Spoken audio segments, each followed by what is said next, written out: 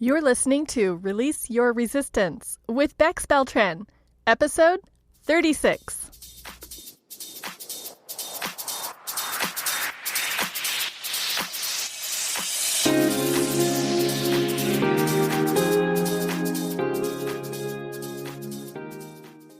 Welcome to Release Your Resistance. This is Bex. The only reason why any of us don't have what we want in life is because of our own resistance. Right now, I'm learning how to recognize and release my resistance, and this podcast tells you how you can release your resistance so that you can live the exact life that you want. Let's get started. What do you wish for yourself? Maybe secretly, maybe out loud. Do you ever notice yourself wishing for anything? Wish. What an interesting word and concept, right? In 2017 and then 2019 and then again recently now here in 2020, I had some interesting and memorable realizations about the word wish that I wanted to share with you because before 2017, I don't know if I ever gave that word or that concept much thought. So I am wondering, how much do you think about your wishes? How much do you wish for things? How often does your brain use that specific word in your thoughts instead of using a different word to explain or express what you mean?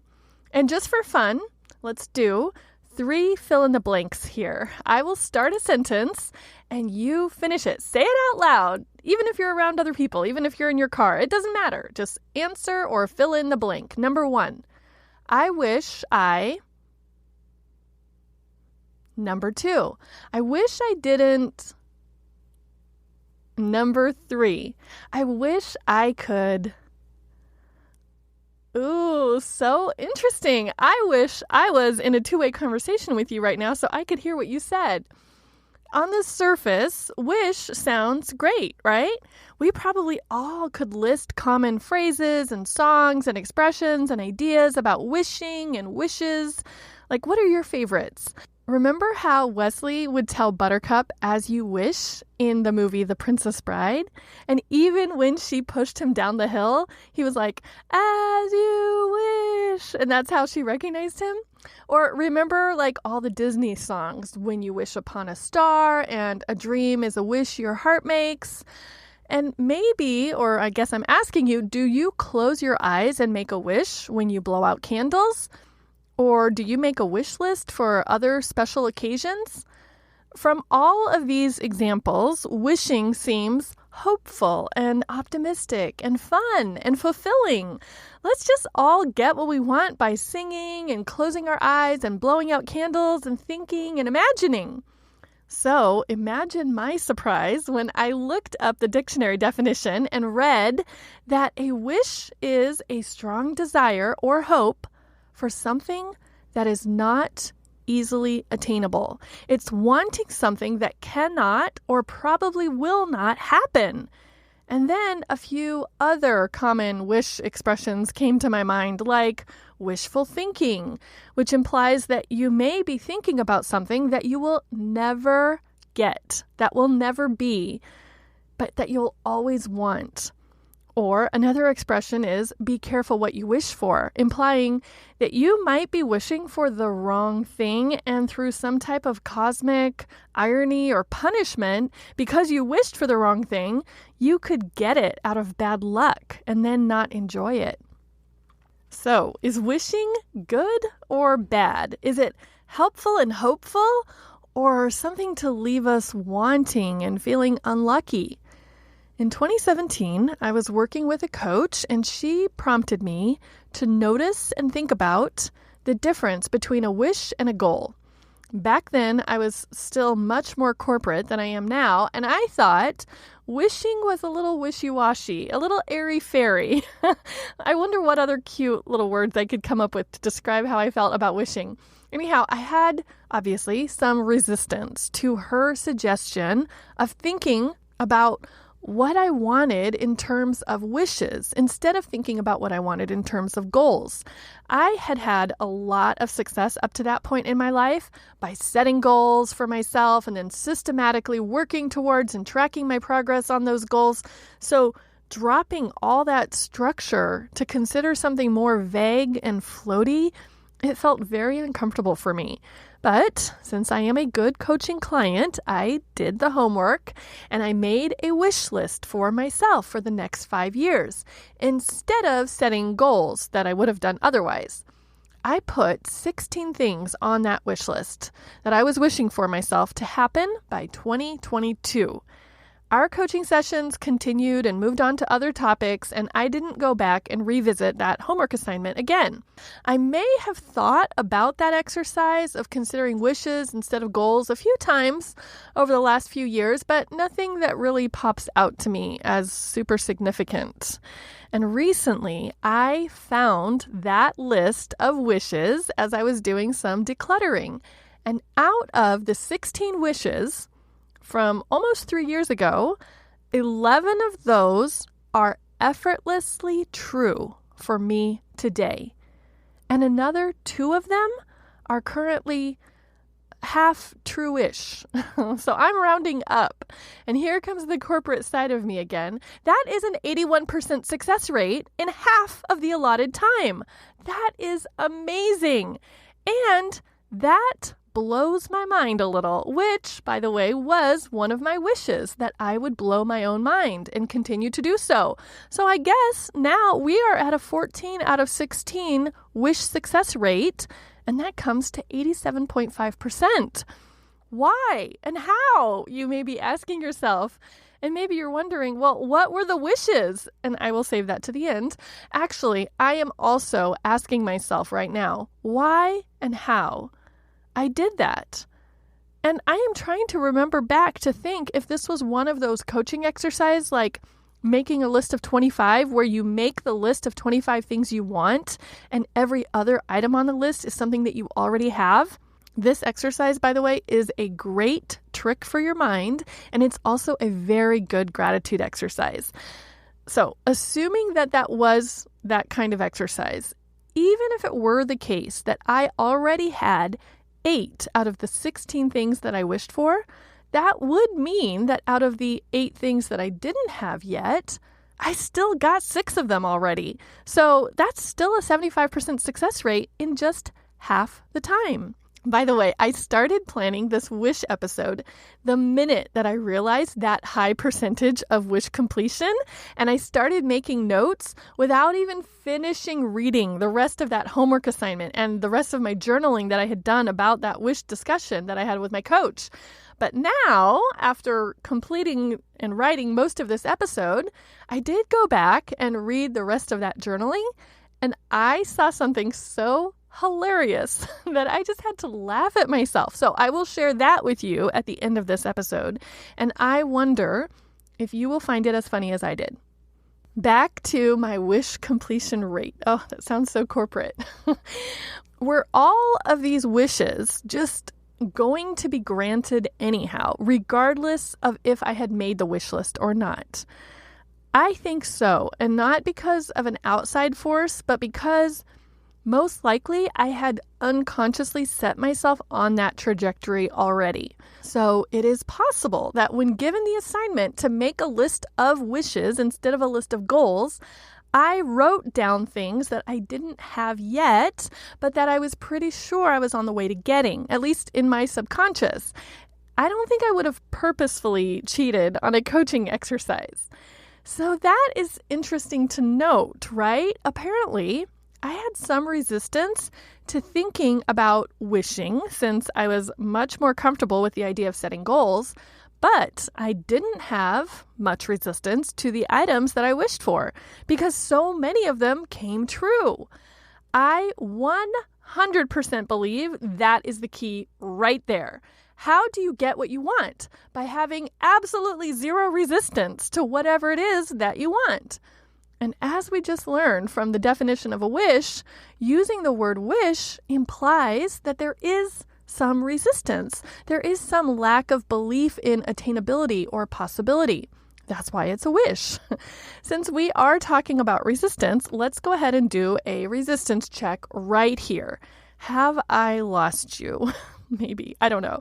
Or are you totally on board with what I am saying? Do you think wishing for something signifies a lack of belief? Does wishing equal some subtle or subconscious resistance? My initial thought when I saw that high wish completion percentage was, I guess wishing actually does work. Look at that. But then as I started digging in and thinking about it, I started rethinking and doubting that initial hunch. Let's pivot to a year ago when the word wish popped up into my awareness again, but in a different way. While I was getting my coaching certification in 2019, part of our work was to be coached on a live call by our colleagues and then have a facilitator point out improvements or issues and give us feedback. So I was playing the role of client. Actually, I wasn't playing. It wasn't a role. We always used real examples and situations where we were being coached, and it was always very helpful. So the situation that I was getting coached on was that I wished I wasn't in a situation that I was currently in. By choice, I might add. The situation was that I had made this commitment, and I am using that word very loosely. It was a commitment in my mind, but it may not have been an expectation by anyone else. And I wished I wasn't in that commitment. I didn't like it. I felt confined by it, and I wanted out. So the thought I got coaching on was something like, I wish I wasn't doing this. And the coach facilitator gave the feedback to my colleague after the coaching session that my use of the word wish was problematic or tricky. She probably didn't use those words, but this is how I'm remembering it. And I was so surprised to hear that my wishing could be problematic or tricky. In this scenario, by me using the word wish, I was implying to myself that I didn't have control or input in this situation, even though, of course, I completely did. I could have broken that commitment at any time, even if it meant letting people down. I was using the word wish because I thought what I wanted was impossible or unattainable for me. But I was totally in control. And using the word wish in my own thoughts daily and in that coaching example shows me now, today in 2020, that I was creating resistance for myself with that word.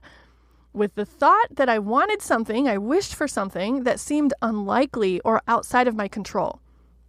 This has all made me wonder, is wishing helpful or is it harmful? From the first part of the story, I would say wishing is helpful because me making that wish list helped me to get 16 out of 18 things that I wanted for myself in my life.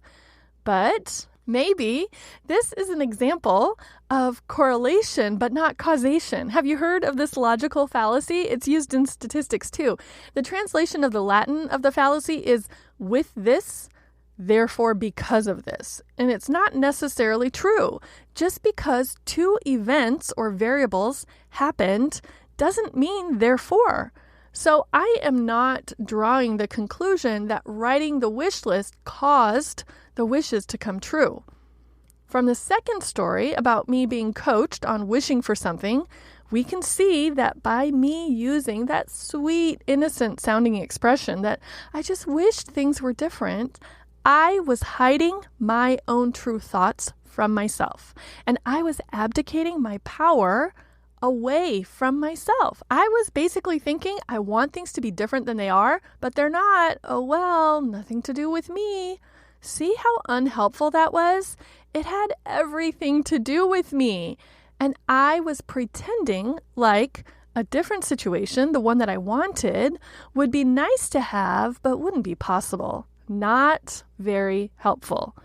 So far, I think I'm convincing myself, and maybe you, that wishing is not very helpful, or it doesn't seem to be helpful based on just these two examples I'm sharing, which admittedly is a very small sample size. Remember how I told you that this all started with a coaching exercise where I wrote out that 5-year wish list? So after I got so excited about the high wish completion percentage and I started writing all my notes for this episode, then after that, I went back to see what else I had written about wishing, and I kept reading. And here is what I thought about wishing in 2017. So I'll read what I wrote directly, direct quotes, but then sometimes I'll break in with my own current day commentary. A wish can be anything. It doesn't have to have any basis in reality, and it doesn't have to be attainable. Either I get my wish or I don't. There is no percentage of wish completed. So the current 2020 me disagrees with that. Apparently, I will calculate a wish completion rate. The third thing I wrote, be careful what you wish for. This means maybe you could get part of your wish, but not all of it, not the good part. Sometimes I wish to get out of something or escape. I wish I didn't have to do this, or I wish this was already over. Okay, 2020 me here again. That is exactly the coaching scenario that I just shared with you. Isn't it amazing how I foretold that would happen in the future? Probably because it happens to me a lot, I'm guessing. Another thing I wrote, a wish is magical, like Disney, fairy tales, and a genie. A wish can be impulsive, just spur of the moment. A wish is granted by someone else. A wish comes true just because it does, not due to any work or effort or strategy.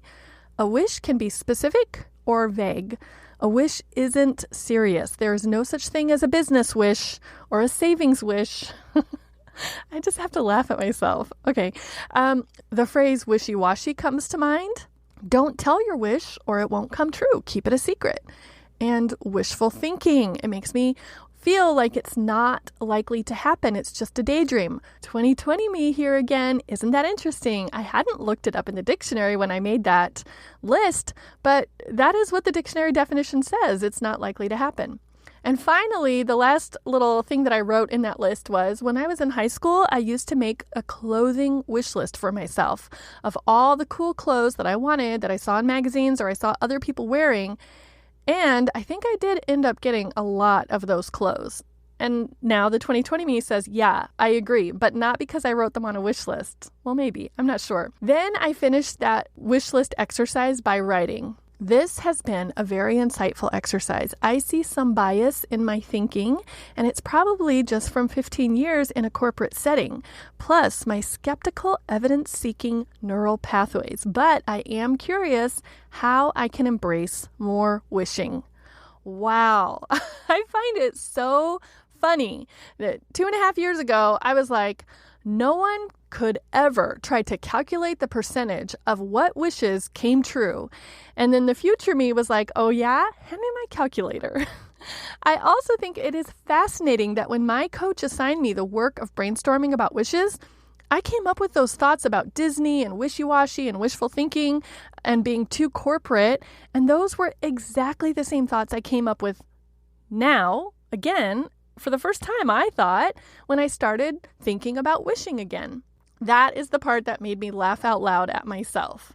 And what is super interesting to me is that I told my mom I was working on this episode and I asked her what she thinks about wishing. And she offered almost verbatim some of the same ideas I came up with, just off the top of her head. So my brain considered these 3 thoughts. A, if my mom thinks this too, then everyone must be thinking it. It must be universal and obvious, and maybe I shouldn't do this episode about it.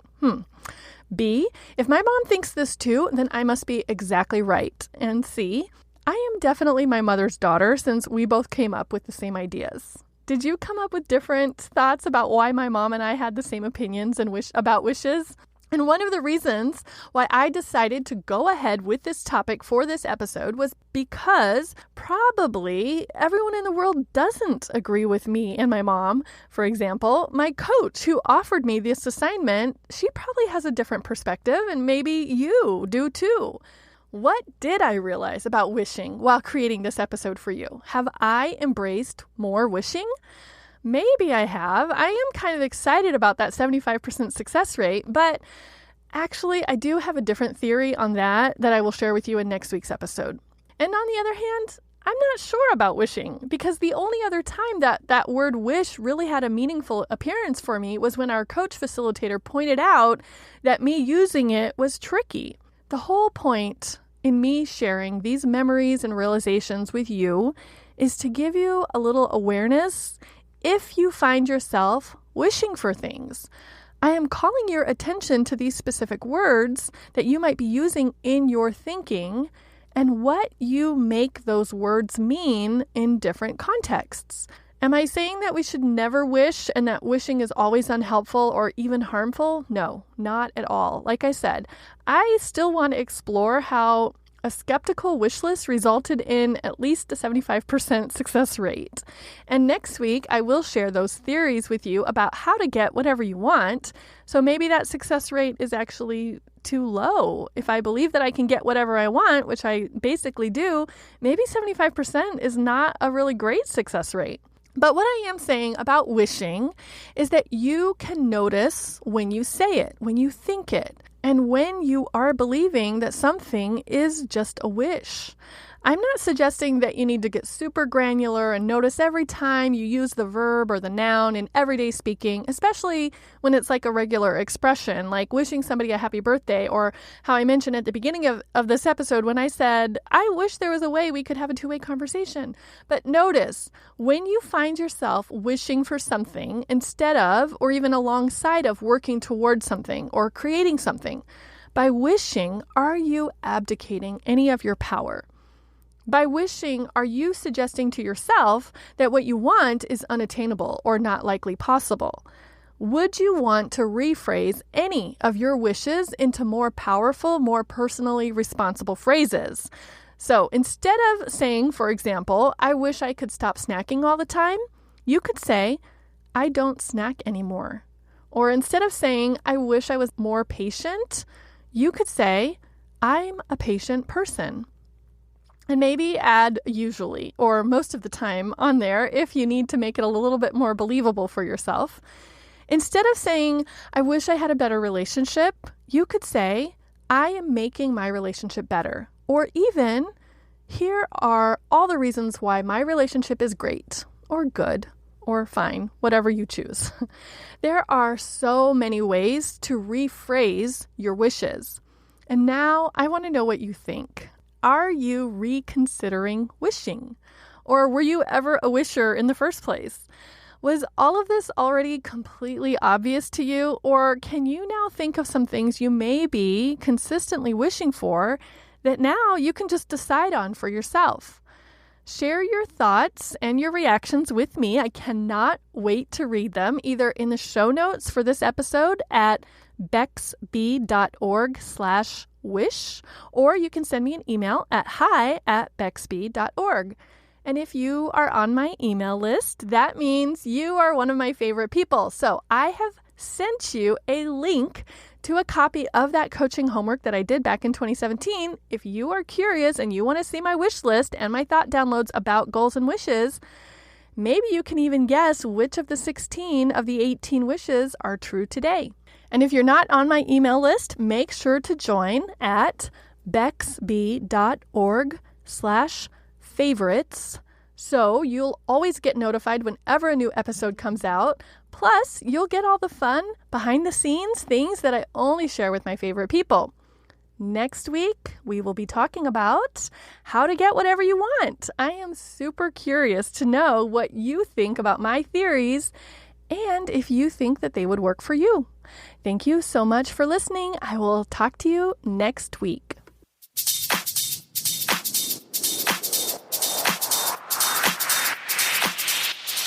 This has been Release Your Resistance.